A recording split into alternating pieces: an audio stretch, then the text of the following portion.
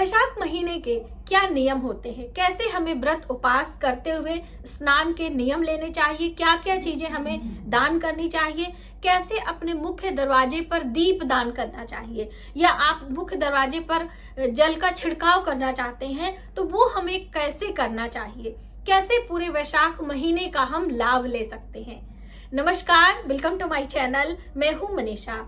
दोस्तों, वैशाख का महीना प्रारंभ हो चुका है। जैसे कि चैत्र पूर्णिमा से ही वैशाख महीने की शुरुआत हो जाती है। जो लोग वैशाख महीने का नियम लेते हैं स्नान करने का, वो चैत्र पूर्णिमा से लेकर वैशाख पूर्णिमा तक एक महीने का स्नान का, सूर्य को जल देने का, मुख्य दरवाजे पर जल के छिड़काव का या मुख्य दरवाजे पर दीप दान का नियम लेते हैं। देखिए, इस महीने बहुत सारे नियम आप ले सकते हो। जितना आप कर सके उतना ही नियम लीजिएगा। ऐसा नहीं है कि आप सभी कार्य प्रारंभ कर दें और आपका कुछ भी ना हो।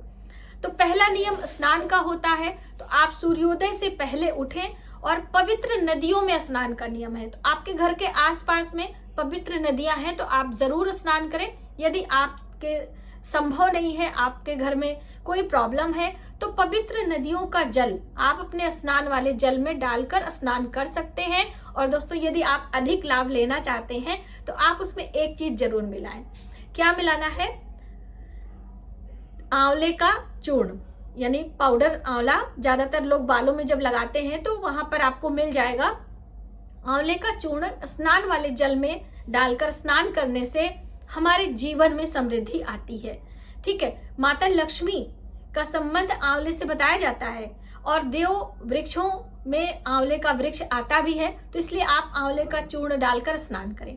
आंवले का चूर्ण जब तक आपको नहीं मिलता है, हल्दी डालकर, आपकी रसोई में हल्दी होगी।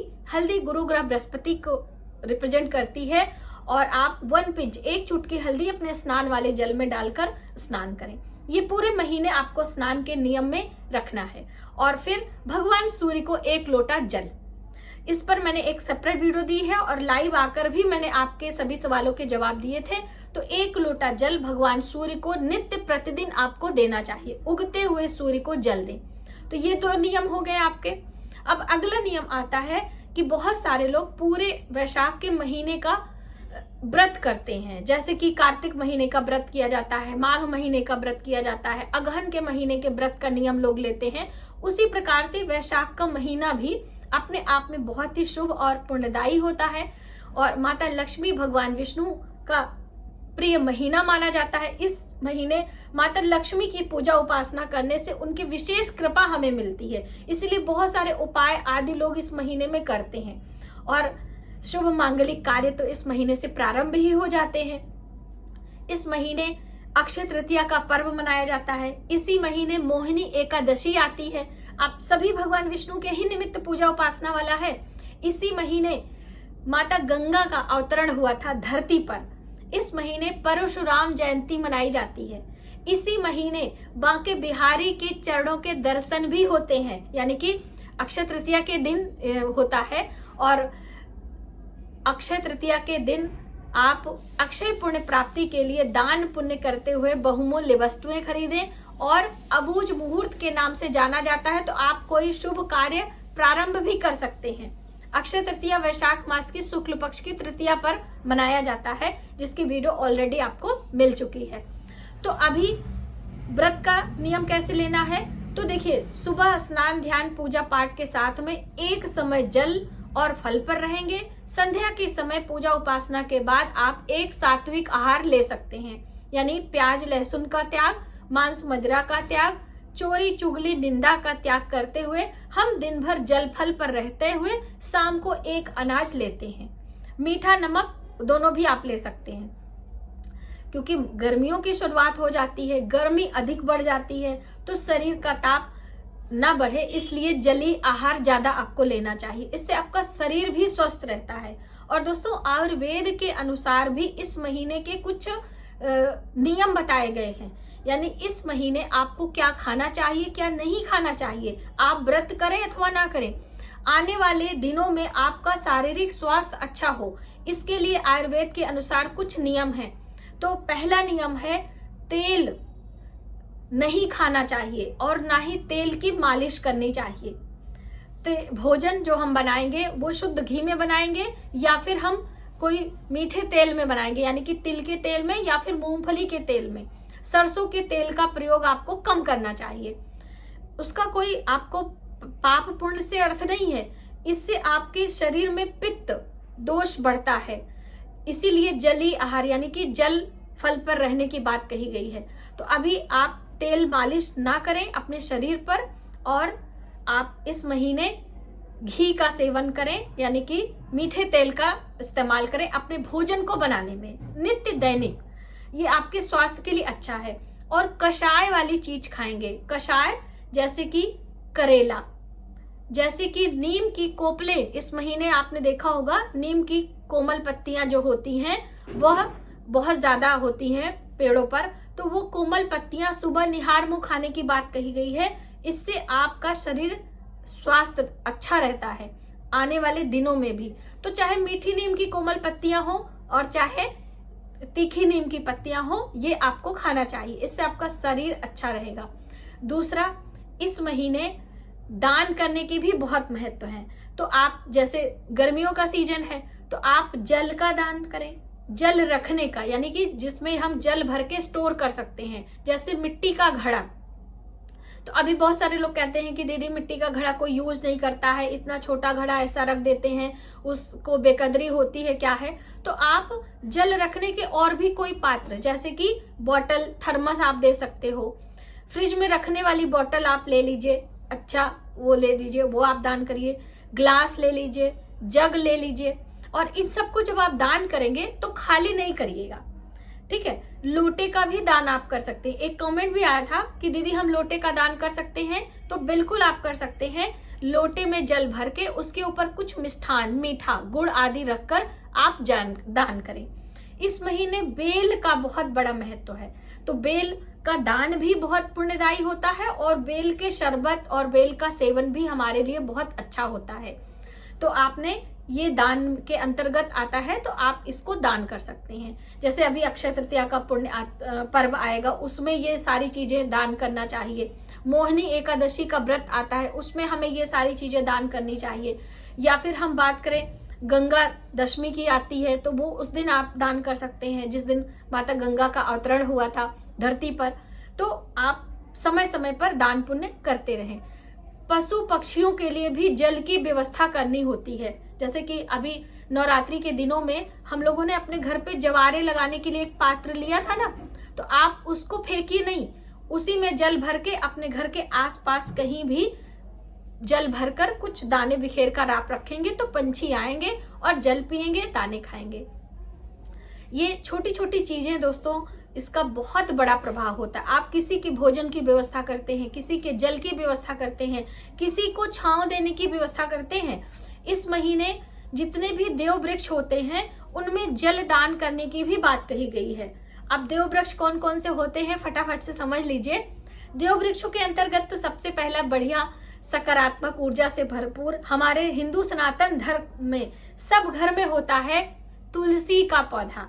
माता तुलसी माता लक्ष्मी का स्वरूप मानी जाती हैं, तो आप तुलसी का पौधा एक से अधिक अपने घर में लगाएं, तुलसी का पौधा दान भी करें और तुलसी के पौधे में जल का दान करें। तो देखिए बहुत सारे लोग कहते हैं रविवार के दिन नहीं करना चाहिए, लेकिन देखिए गर्मी में आपको इन सब बातों का ध्यान नहीं रखना।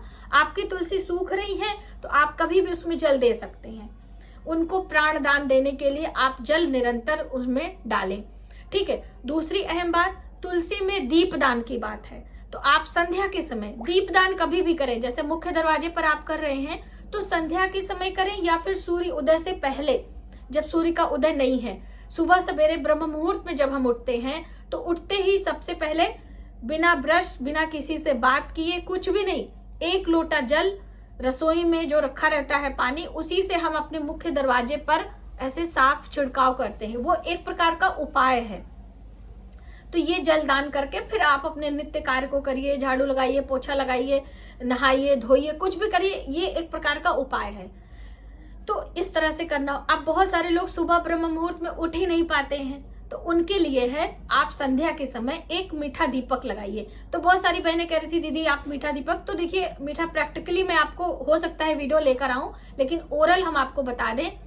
एक दीवा लीजिए, उसमें क्रॉस बाती लगाइए और आगे टिप पर थोड़ी सी हल्दी लगा दीजिए और उसके अंदर उसके अंदर शुद्ध घी या तिल का तेल डालिए और थोड़े से बताशे डाल दीजिए उसी तेल में और आप दीप प्रज्वलित कर दीजिए। बस यही होता है मीठा दीपक। इसको मुख्य दरवाजे पर आप लगा सकते हैं और लगाने से पहले पूरे घर में घुमा भी सकते हैं। दोनों ही, जैसे धूप धूनी की बात होती है इस तरह से भी आप कर सकते हैं। तो जैसे भी आपको बन पड़े आप मुख्य दरवाजे पर मीठे दीपक अवश्य लगाएं संध्या के समय। सुबह यदि आप उठ जाती हैं तो सुबह भी लगाएं। सुबह का कंडीशन होता है कि सूर्योदय से पहले, तो अभी जो नहीं कर पाते वो शाम को भी कर देंगे। और दूसरा देव वृक्ष केले का वृक्ष है, उनमें भी जल का दान, दीप दान, परिक्रमा कर सकते हैं।